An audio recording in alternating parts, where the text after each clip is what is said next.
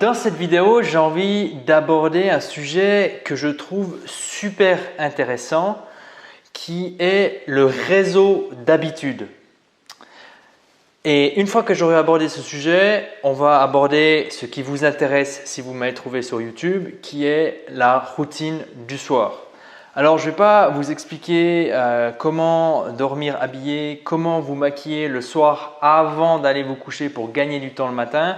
Je vais simplement vous donner des comportements à réaliser en soirée. Okay.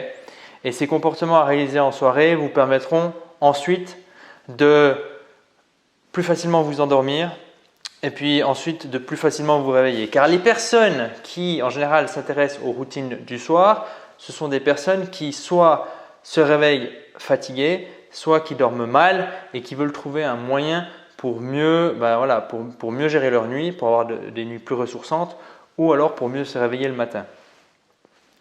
On le dit souvent, si on s'intéresse à la routine du matin, il faut commencer, la routine du matin se prépare le soir avant, se prépare la veille. Et je suis persuadé de cela. Et en fait, dans mes recherches pour mettre en place une routine du soir qui soit vraiment utile et efficace, je suis tombé sur une notion de réseau d'habitudes. Beaucoup de gens voient les habitudes de la manière suivante, c'est-à-dire comme un domino. C'est-à-dire que, par exemple, on se réveille le matin, ensuite on fait cette habitude, ensuite cette habitude, ensuite cette habitude, ensuite cette habitude et ensuite cette habitude jusqu'à la fin de la journée.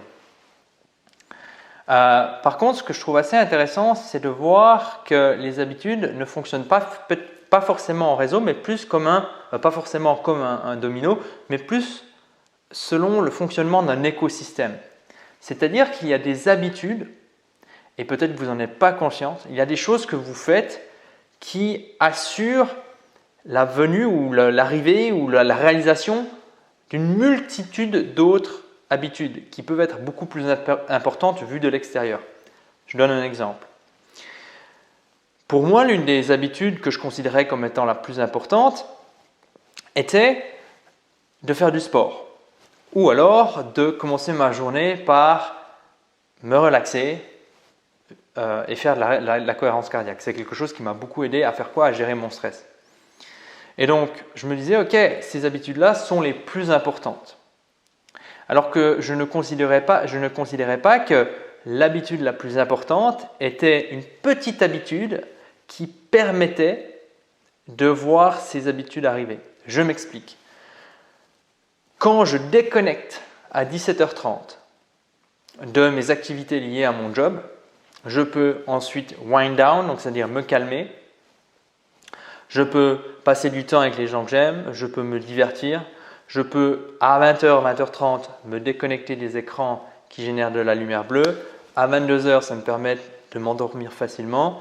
Ça me permet de passer une nuit relativement tranquille vu que je ne suis pas réveillé au milieu de la nuit avec des idées en feu. Et ensuite, à 6h30, je me réveille. Je fais ma respiration tranquillement parce que je ne suis pas pressé par exemple, je n'ai pas dormi jusqu'à 9h et tout d'un coup, je me dis « Ah mince, il faut que je me lève, etc. Il faut que je fasse ceci, il faut que je fasse cela. » Donc, je ne suis pas pressé.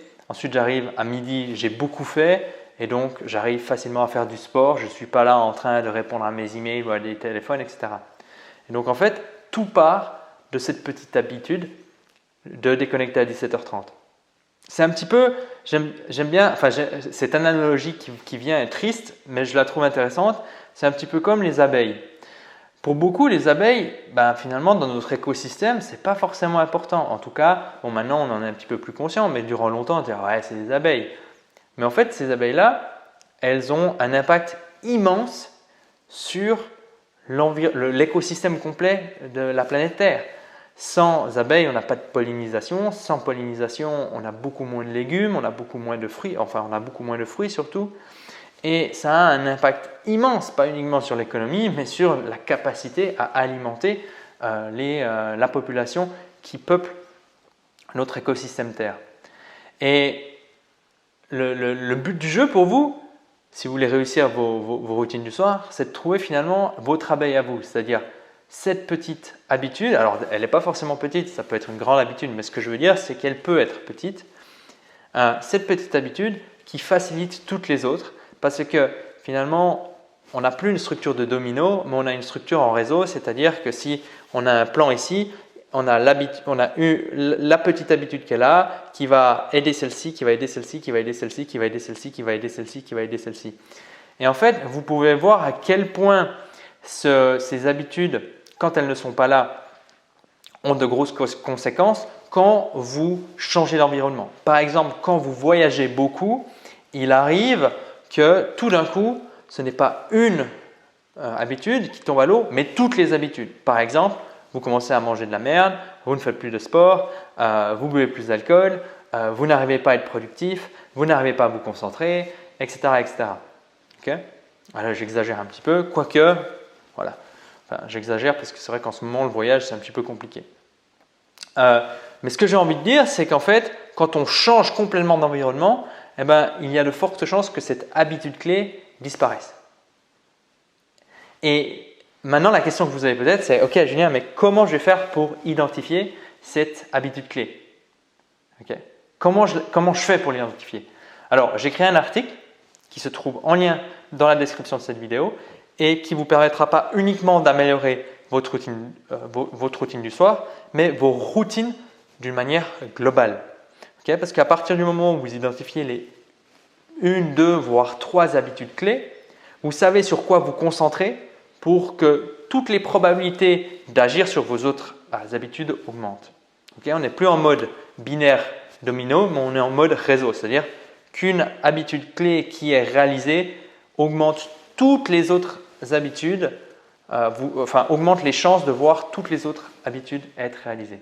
Donc ça, c'est quelque chose que je trouvais intéressant. Et si je vous parle de mon habitude clé qui est de déconnecter à 17h30, on a de la peine à imaginer, à se dire « Ah ouais, ok, c'est ça le truc le plus important sur lequel il faut que je me concentre au quotidien pour que le lendemain, je me réveille bien avec de l'énergie, pour que je mange bien, pour que je fasse du sport, pour que je déconnecte à l'heure, etc. » Donc c'est assez intéressant. Et je vous invite vraiment à faire cet exercice. Je vais être franc avec vous, il n'est pas forcément évident. Il faut télécharger une matrice, il faut ensuite réfléchir d'une certaine manière qui n'est pas forcément intuitive, d'une manière qui n'est pas forcément intuitive, mais les résultats sont vraiment intéressants. Les personnes qui sont venues vers moi et qui ont fait l'exercice ont été bluffées des résultats qu'elles ont obtenus par la suite lorsqu'elles ont commencé à se concentrer sur les habitudes clés qu'elles ont identifiées. Je reviens maintenant sur la routine du soir qui est la thématique de cette vidéo. Pourquoi une routine du soir? Tout simplement parce que lorsque vous avez une bonne routine du soir en place, vous augmentez les chances de passer une bonne nuit et ensuite vous augmentez les chances de vous réveiller avec de l'énergie. Vous savez, je parle beaucoup en mode augmenter les chances, augmenter les probabilités parce que si vous vous baladez sur YouTube, vous verrez beaucoup de gens qui vous garantissent des résultats. Moi, je me souviens de Clint Eastwood qui disait si vous voulez des garanties dans la vie, achetez-vous un grille-pain. Okay. Donc, on est dans un environnement complexe, tout est impermanent. On va parler d'augmenter les probabilités, augmenter les chances de voir quelque chose survenir et jamais de garantie à 100%. Donc, une routine du soir vous permettra d'avoir une bonne routine du matin, de mettre en place votre routine du matin plus facilement, de vous réveiller avec de l'énergie et ensuite d'entrée de jeu, d'attaquer votre journée et d'investir les meilleures heures de votre journée sur vous. Alors évidemment, il y a plusieurs chronotypes. Certaines personnes sont vraiment du matin, d'autres se réveillent sans réveil entre 7h et 8h, c'est mon cas. Et puis ensuite, il y a des personnes qui sont ce qu'on appelle les oiseaux de nuit. Ces personnes-là, en fait, ne vont pas tout de suite avoir beaucoup d'énergie, mais ces personnes doivent quand même se forcer entre guillemets à se lever au plus tard à 9h. Comme ça, à 10, 11h, elles arrivent à fournir des efforts. Bref, ça c'est un autre sujet, les chronotypes si ça vous intéresse, les rythmes circadiens, etc. Donc, 4 points. Le premier point, c'est pour moi de faire une limite claire entre le travail et le privé. Okay. Donc, quand j'ai travail privé, c'est-à-dire que si vous travaillez depuis chez vous, ce qui est peut-être le cas, d'autant plus avec le Covid et la deuxième vague qui arrive, voilà. Si vous travaillez depuis chez vous, que vous travaillez pour une entreprise ou à votre compte, faites une séparation claire entre le travail et la vie privée. Vous pouvez la faire en termes d'horaire, ça c'est ma recommandation, c'est-à-dire que vous mettez une deadline précise à la fin de vos journées. Ça peut paraître paradoxal, surtout si vous avez beaucoup à faire, surtout si vous êtes à la bourre, mais en mettant une deadline fixe à la fin de vos journées, qu'est-ce que vous allez faire? C'est ce que j'appelle la compression paradoxale. Qu'est-ce que vous allez faire? Ça va vous forcer de travailler de manière concentrée et surtout de bien choisir quelles sont les tâches qui nécessitent votre ressource la plus précieuse qui est le temps. Ok? Donc, premier point, ça c'est vraiment important, c'est mettre une deadline et surtout pas de rallonger vos journées comme je l'ai vu à de nombreuses reprises dans beaucoup d'entreprises et beaucoup de freelance font ça. Quand vous êtes face à un problème, la solution est rarement de jeter plus de temps sur le problème. Okay? La solution est souvent de retirer du temps et de penser différemment. Parce que retirer du temps en fait, va vous forcer à penser différemment. Donc premier point, vraiment mettre une limite claire. Mettez une alarme sur votre smartphone si ça peut vous aider. Le deuxième point, c'est éviter la lumière bleue. La lumière bleue de nos écrans va retarder la sécrétion d'une hormone qui s'appelle la mélatonine et l'endormissement sera ralenti ainsi que la qualité du sommeil.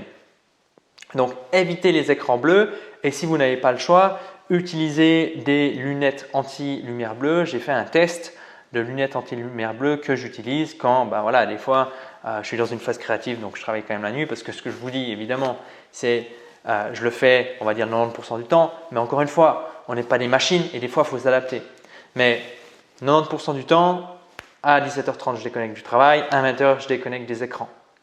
Et ensuite je lis, je discute, éventuellement j'ai des événements sociaux et ensuite à 22h je m'endors. Donc évitez la lumière bleue, ça c'est vraiment important et Netflix le disait, notre concurrent principal numéro 1 c'est le sommeil. Et l'objectif de Netflix c'est de réduire l'objectif est plutôt clair, c'est de faire en sorte que de plus en plus de gens passent de temps sur Netflix plutôt que de dormir. Le truc, c'est que le sommeil a un impact sur toute votre vie et honnêtement, les personnes qui vous disent non, il y a des techniques qui disent que le sommeil, c'est pas si important, etc. On va recontextualiser le sommeil et l'évolution surtout. On existe depuis des milliers d'années. Si le sommeil était inutile, je ne pense pas que Mère Nature, donc l'évolution, se serait ennuyée à nous faire dormir 8 heures par jour. Okay. Il y a vraiment l'ego humain qui, des fois, qui me fait halluciner. Certaines personnes pensent qu'elles sont plus malines, plus intelligentes que l'évolution en fait. Donc il faudra m'expliquer un petit peu le concept, quoi. Voilà. Donc le sommeil, super important, un impact sur tout. Certaines personnes ont du temps mais n'ont pas d'énergie. Donc leur bottleneck, leur goulot d'étranglement dans leur organisation, ce n'est pas le temps, mais c'est leur énergie / sommeil, / alimentation. Donc déconnecter à l'heure, donc réduire le temps, déconnecter à l'heure, lumière bleue. Ensuite, caféine. Moi, je suis un grand fan de caféine. Beaucoup de gens consomment cette drogue. Il ne faut pas oublier que c'est une drogue. Comme toute drogue, il y a de l'accoutumance qui se fait, donc qui vous incite à en redemander toujours plus pour obtenir les mêmes effets, notamment avec des récepteurs, des capteurs d'adénosine. Et donc, la caféine a un impact énorme. La caféine reste plus de 24 heures dans le sang, mais beaucoup recommandent de cesser de boire du café 8 heures avant l'heure du coucher et si possible 10 heures. Donc si vous allez au lit à minuit, 10 heures ça fait 14 heures sauf erreur. Ouais, 14 heures, 24 heures. Je ne suis pas bon en maths comme vous pouvez le constater.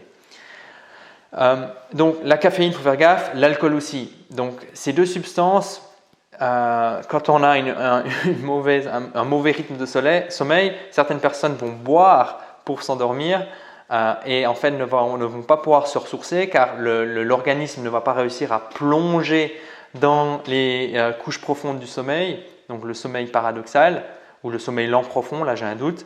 Et puis ensuite, Les personnes qui n'arrivent pas à se ressourcer pleinement la nuit, on va avoir la peine à se réveiller le matin et donc elles vont s'auto-diagnostiquer, s'auto-traiter avec quoi? Avec du café. Donc idéalement le café, il faudrait le prendre vers 9-10 heures et durant 2 heures. Voilà, si vous prenez du café. Donc ça c'était le troisième point. Et le quatrième point, c'est mettre de la régularité. C'est-à-dire qu'au début, quand vous allez changer votre structure, la manière dont vous dormez, ce qui va se passer, c'est qu'il y a des chances que vous allez aller au lit plus tôt, vous n'allez pas réussir à dormir, et puis ensuite, le matin, vu que vous n'avez pas réussi à vous endormir tout de suite, vous allez être fatigué parce que vous vous levez plus tôt que d'habitude, et puis ensuite, vous êtes fatigué, et donc vous avez tendance à vouloir snoozer, donc repousser l'alarme, mais je vous déconseille de faire ça. Je vous recommande vraiment de vous réveiller toujours à la même heure, que ce soit la semaine ou le week-end. Et finalement, si vous allez à 3 heures au lit un soir, finalement, vous maintenez par exemple l'heure habituelle du réveil qui est peut-être 7 heures. Et de cette manière, vous allez être décalqué, mort durant un jour, mais ensuite vous allez récupérer le jour suivant. Alors que si vous décalez, vous avez un jet lag social qui n'est pas un jet lag normal, enfin qui a un peu les mêmes effets que si on voyage à travers le monde et qu'on est jet lagué à cause du voyage.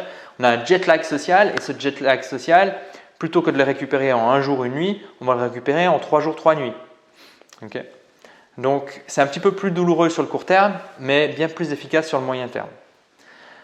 Et voilà, ça c'est les quatre petits tips pour mieux finalement pour améliorer votre routine du soir et par effet de connexion vos routines du matin, donc avoir plus de l'énergie au réveil. Encore une fois, on est des systèmes, si durant 30 ans ou 20 ans ou 10 ans vous avez une mauvaise routine ou vous n'avez pas du tout de routine, ou alors c'est pas qu'on n'a pas du tout de routine, mais c'est une routine qui n'est pas adéquate par rapport à l'objectif d'avoir de l'énergie le matin. Encore une fois, on peut uniquement évaluer la pertinence d'une routine en fonction de son objectif.